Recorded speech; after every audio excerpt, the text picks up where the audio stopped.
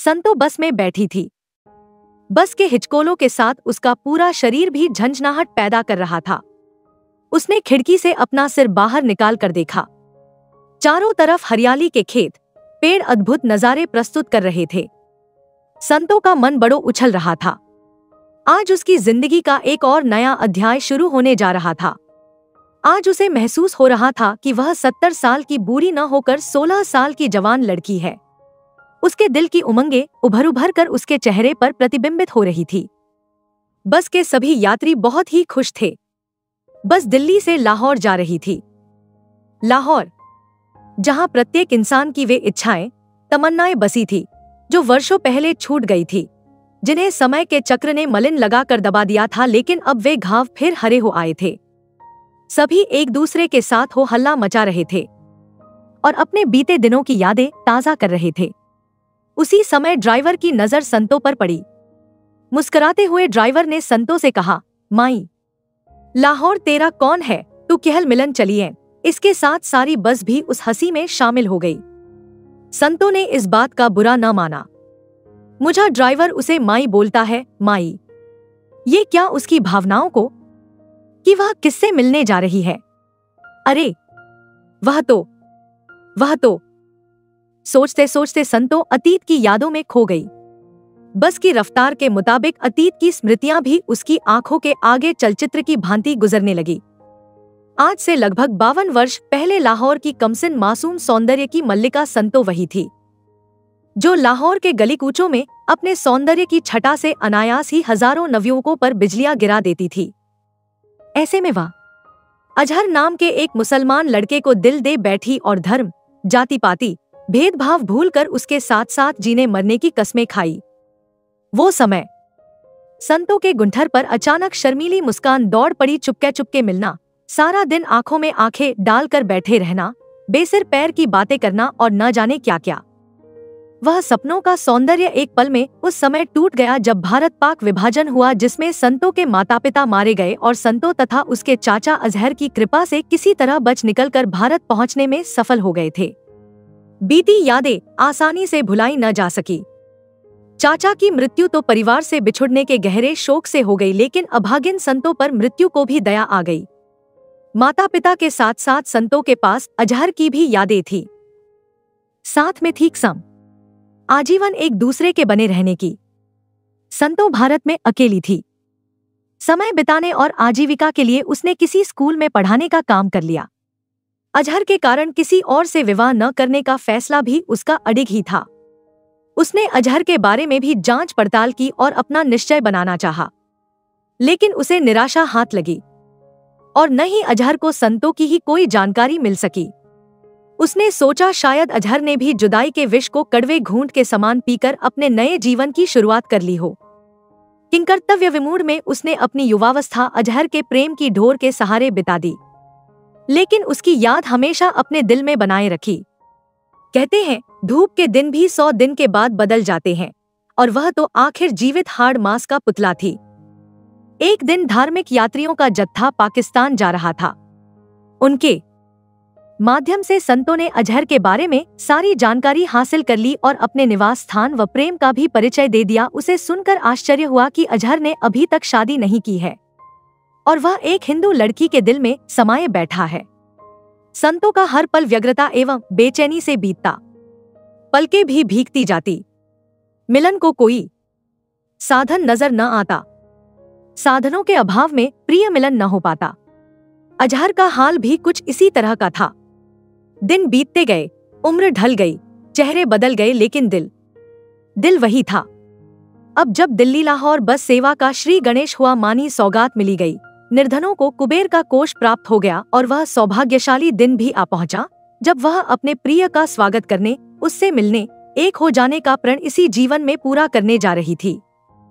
प्रेम अंधा होता है। वह कोई बंधन, आयु, सीमा नहीं देखता। बस में गाना चल रहा था, दो दिल मिल रहे हैं मगर चुपके चुपके, सबको हो रही है खबर चुपके चुपके। वास्तव में वह गाना नहीं था। संतो को लगा ये तो उसके दिल की भावनाएं थी। गाने की धुन के साथ साथ उसका दिल भी धक धक कर रहा था, उस नई नवेली दुल्हन की तरह जो पहली बार ससुराल जा रही है। उसे लगा बस में सवार यात्री नहीं, बाराती हैं, जो उसे उसके प्रिय से मिलाने के लिए, नई जिंदगी की शुरुआत करने के लिए ले जा रहे हैं।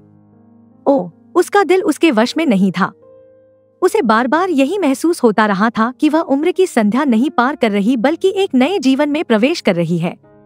उसने अपना दुपट्टा सिर पर रखकर शर्माने का अभिनय किया, लेकिन दूसरे ही पल उसी का दुपट्टा खिड़की से बाहर होकर बेताब हो प्रिय के पास पहुंचने की तीव्रता दिखाने लगा।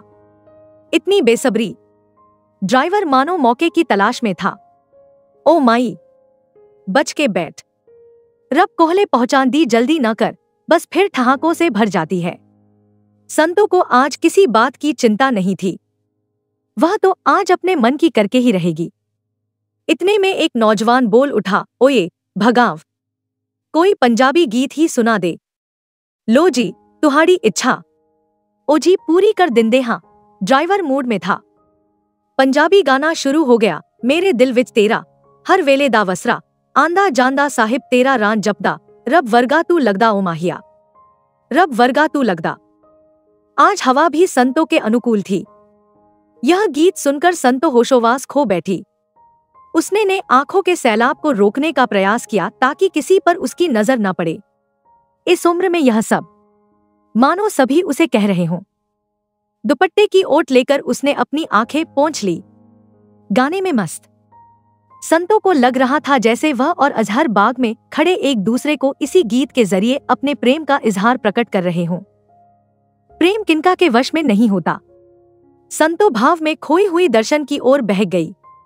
कबीर जी ने भी एक स्थान पर कहा है, जो घट प्रेम न संचय, सो घट जान मसान, जो लुहार की धोन की सांस लेत बिनु प्राण। ओह, कबीर जी भी।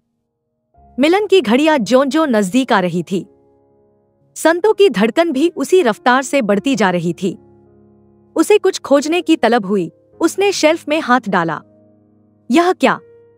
उसके हाथ में एक कागज आया। कागज, उसके जीवन की अमूल्य निधि। वह कागज अजहर का पत्र था जिसने उसे अपनी जिंदगी साथ साथ बिताने का निमंत्रण दिया था।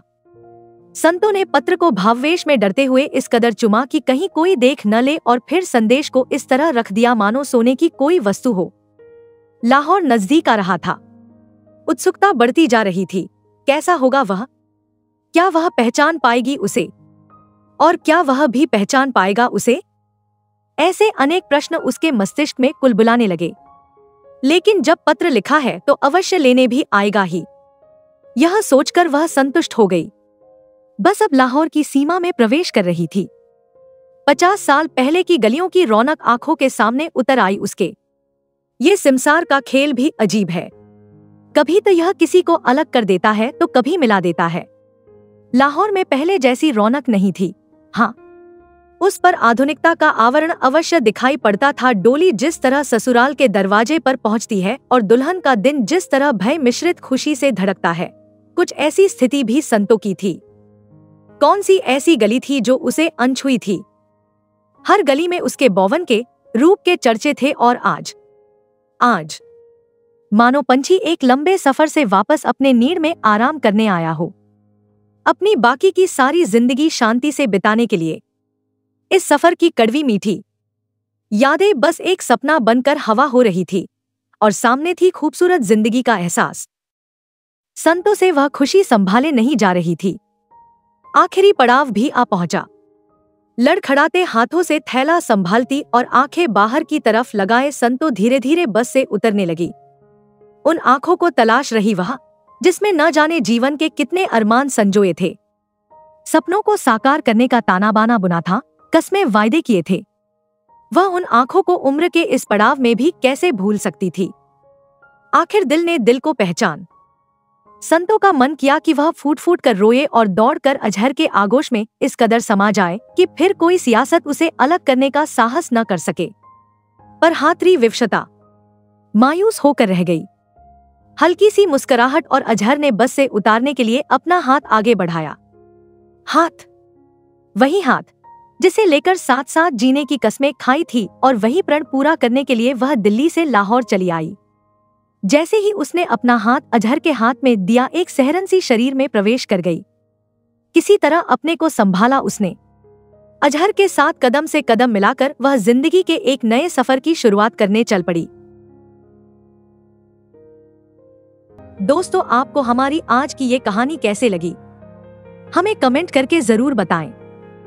अगर कहानी अच्छी लगी तो वीडियो को लाइक करें और अपने दोस्तों के साथ भी शेयर करें। मिलते हैं अगली वीडियो में एक नई कहानी के साथ। धन्यवाद।